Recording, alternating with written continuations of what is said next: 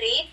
And they put beeswax to adjust the sound. So using the vibration of their mouth, they can create amazing sound. Usually their music is all about birds and nature. So let's try to hear the sounds of arrowdate.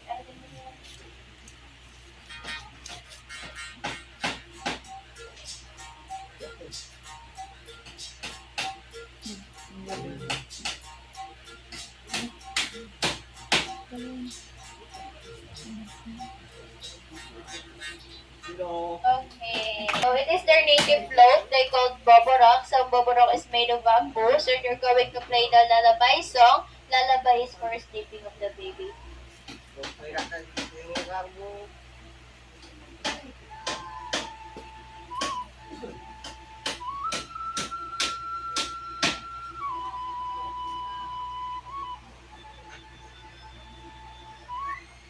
Okay. So back in the mountains. So this one is the liget and this one is surayang. So surayang, it's look like a harpoon, but it is not for fishing. So how they do?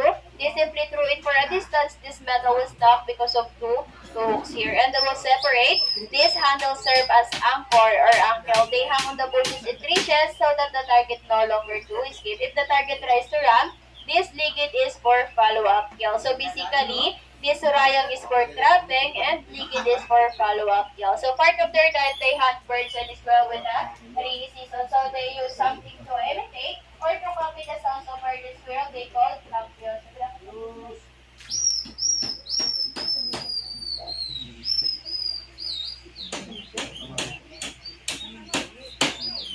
Okay, so if the target was visible, they prepare their slogan or blow darts. Sa bukal din their dialect sumpitin Tagalog because they don't use bow and arrow. So let's show them how to shoot animals looking on the target at the cardboard.